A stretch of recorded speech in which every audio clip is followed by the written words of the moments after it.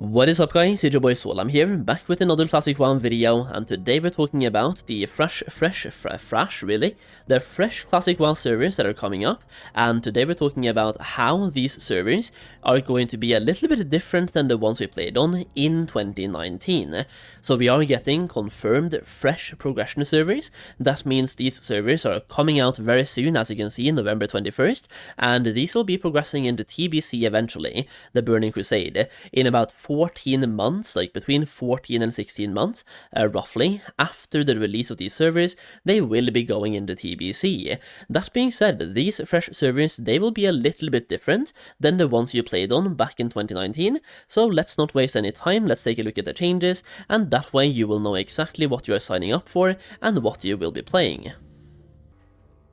Now, change number one is going to be that these servers, especially the PvP ones, but both for NA and EU, they will enforce something called faction balance, which means basically that you will have a very solid faction balance on these PvP servers, and having played Season of Discovery, it will work the same way as it did back then, and I can't confirm or deny in numbers for you, but I think it's roughly 55-45 is the cap, which means you will always be in that 55-45 margin, and they're trying to keep it as close to 50-50 as they can. This also means that if too many people of one faction starts playing, or like if there's too many Horde, they will then lock the making of Horde characters, and if you want to play there, you have to play Alliance. Now, this change is both good and bad. I mean, the good part is very obvious here. The PvP servers will be faction balanced, which is great. They will not turn into what happened in TBC, for example, the Burning Crusade Classic in 2021, I think it was, and it started happening before that as well. Some PvP servers became very Alliance dominated, and some became very Horde dominated. Essentially, the PvP servers turned into PvE servers because they became entirely one faction. Now, that's not gonna happen this time around, but the bad or the negative aspect here is that if your friend group starts playing at different times, you run the risk of one of your friends being locked out from your faction, which is kind of a argument that happened a lot in Season of Discovery, and we'll see how this plays out in the fresh Classic WoW servers.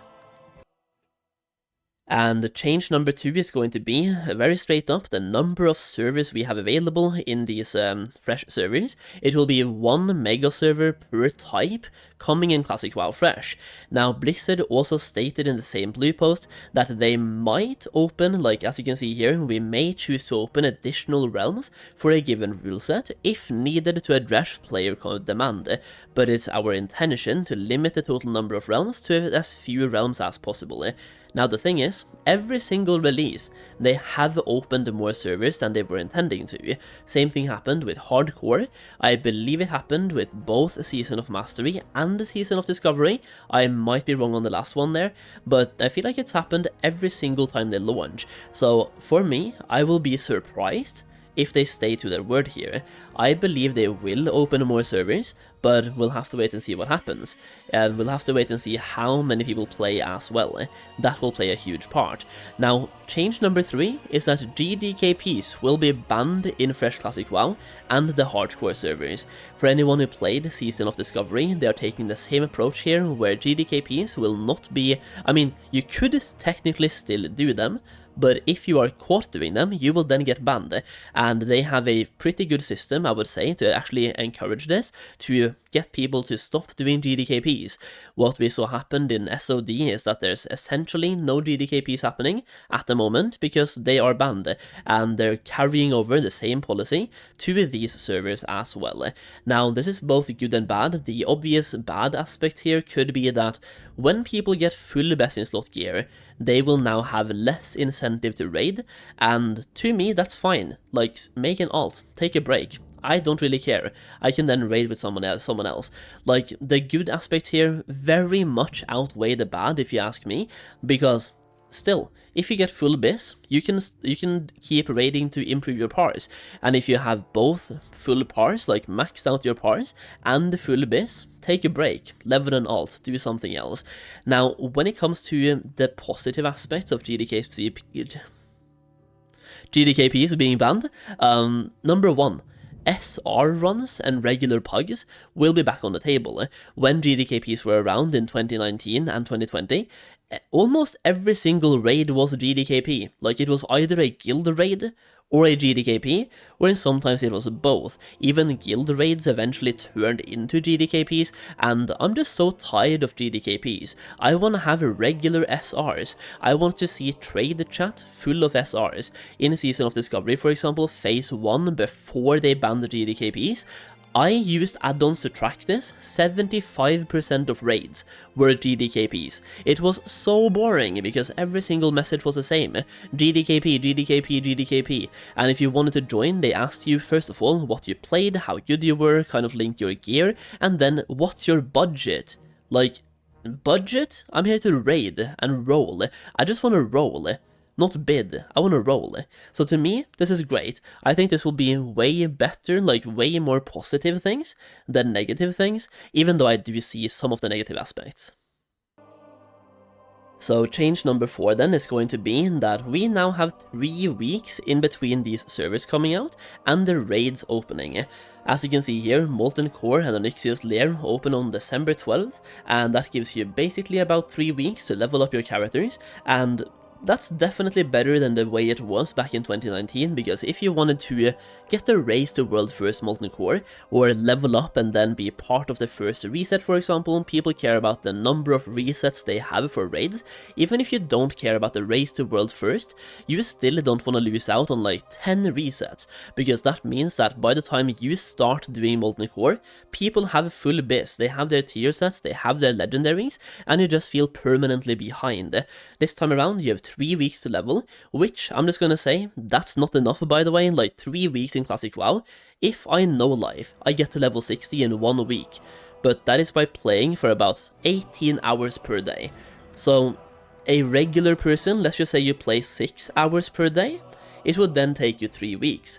If you play 3 hours per day, it would take you 6 weeks. Leveling in Classic WoW takes a lot of time.